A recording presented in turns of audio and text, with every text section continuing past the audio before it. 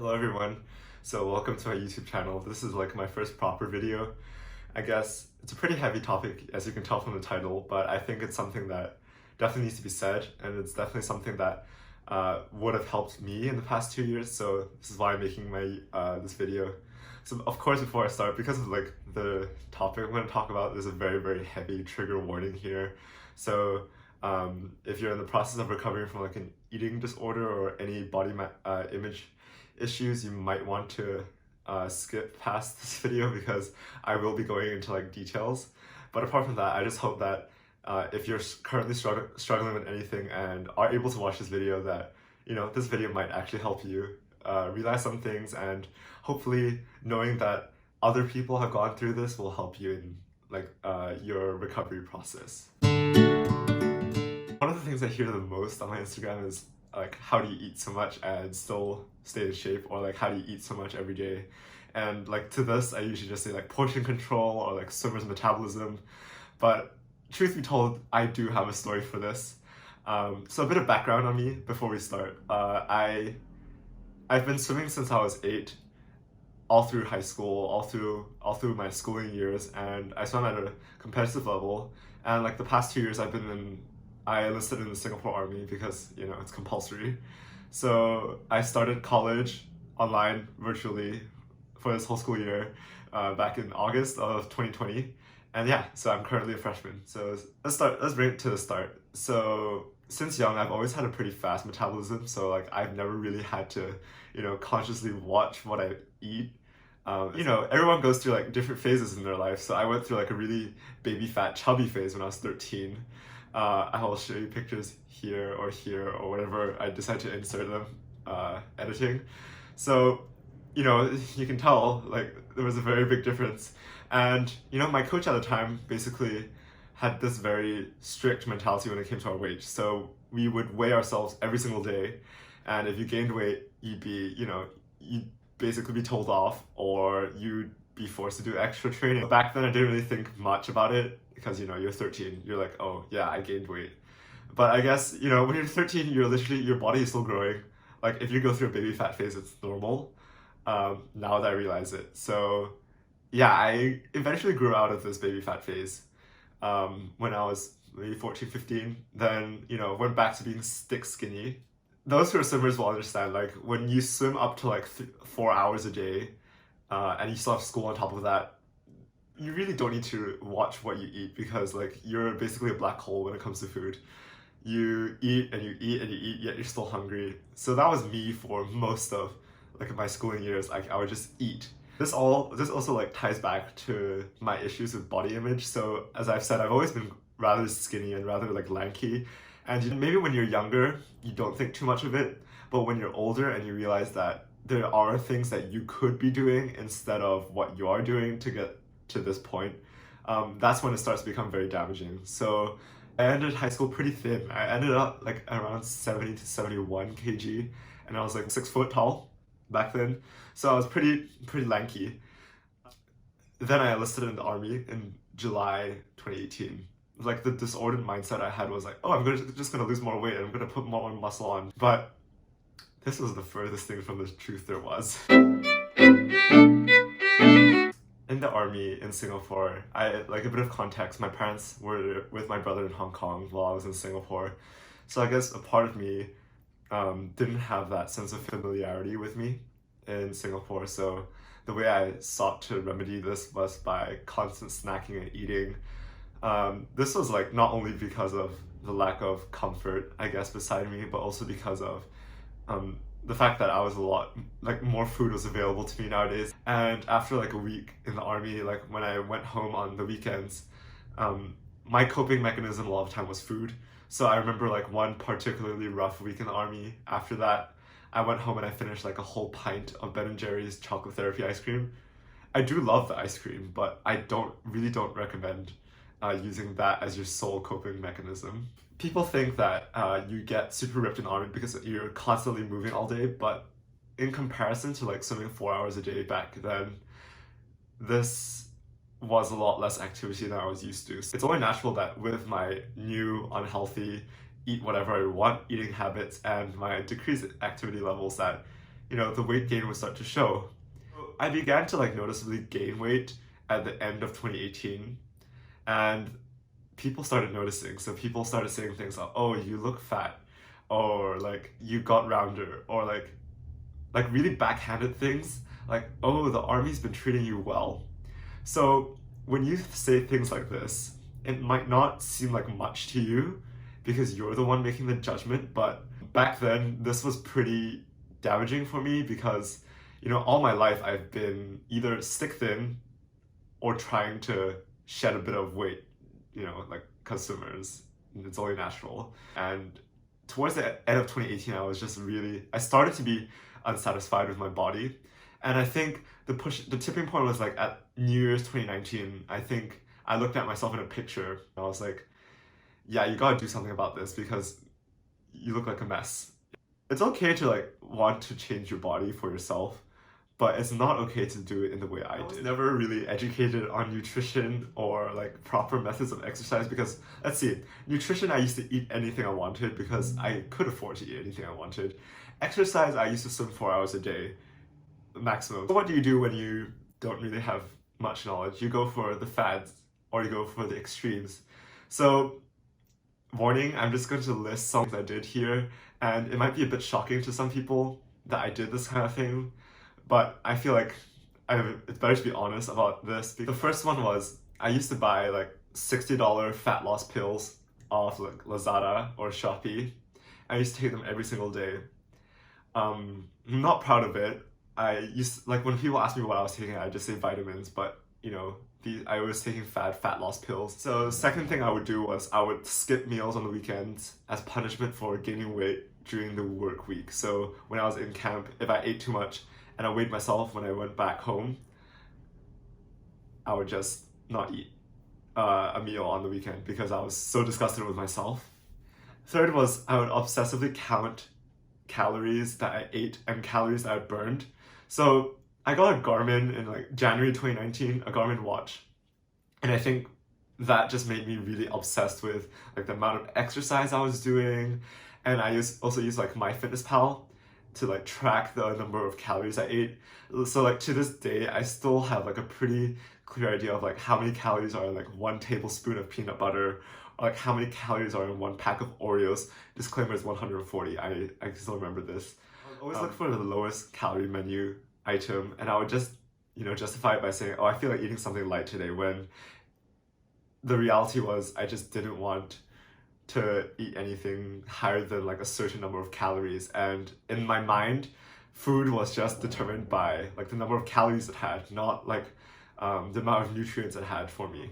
This was like the first half of 2019. I just wanted to lose weight, and honestly, the end goal was like in June 2019, I had this commissioning parade, and I just wanted to look good in the photos and not look like a big round bloated mess. After that, in July of 2019, I went back to Hong Kong for a week because of like my annual leave, and I was back in a very comfortable environment. And it was there where I just let loose because I'd been like watching what I ate for so long. I started eating super freely. Like when I mean freely, I mean like eat breakfast at 8, eat ice cream at 10, go out for lunch at 12, have an afternoon snack at 2 and 4, and then eat dinner at 6. So like I just ate like there was no tomorrow because I just felt like the floodgates were open. I remember weighing myself as usual, like when I came back from Hong Kong, and I was around 81 kg.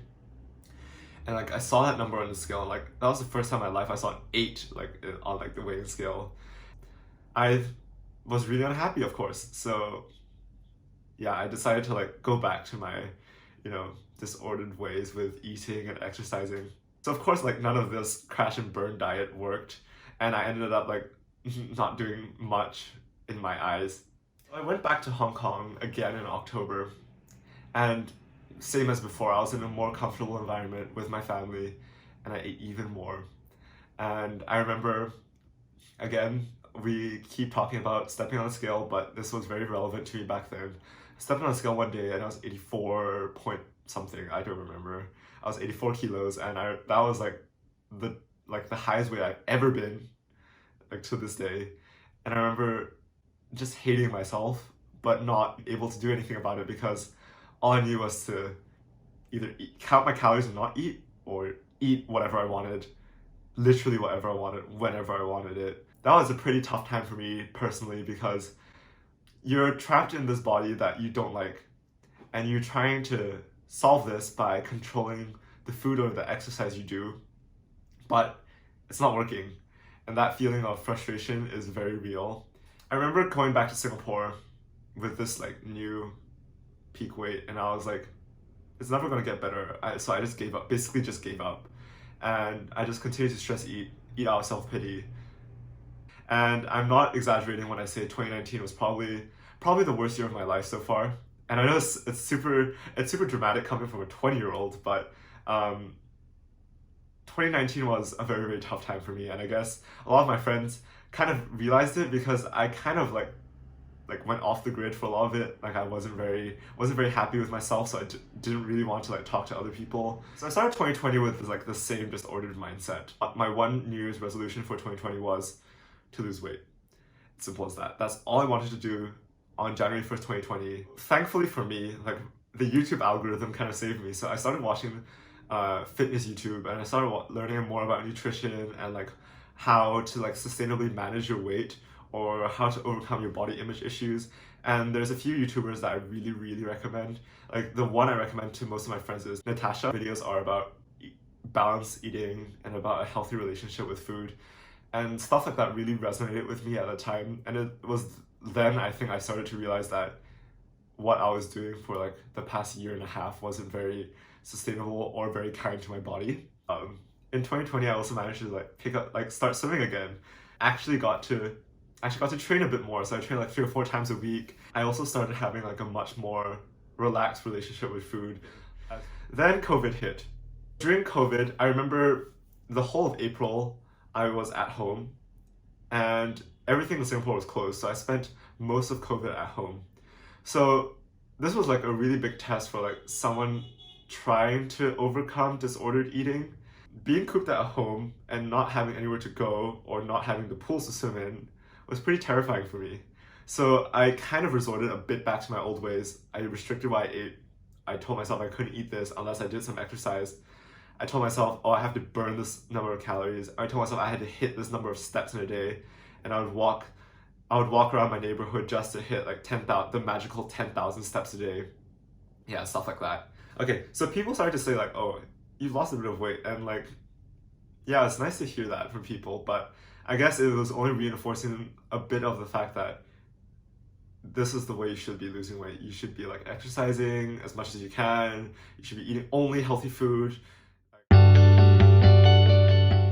We're moving on to like the happier part of the story. So the biggest blessing of 2020 for me was moving back to Hong Kong and being with my family again in a much more healthy environment. A lot of the reason why I was so unhappy and also so disordered with my habits was a lot of it was probably due to stress, and a lot of it due to adapting to a new environment.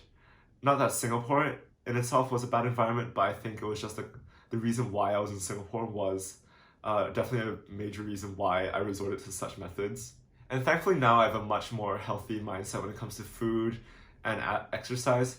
So currently Hong Kong is in locked out again. So none of the pools are open, none of the gyms are open.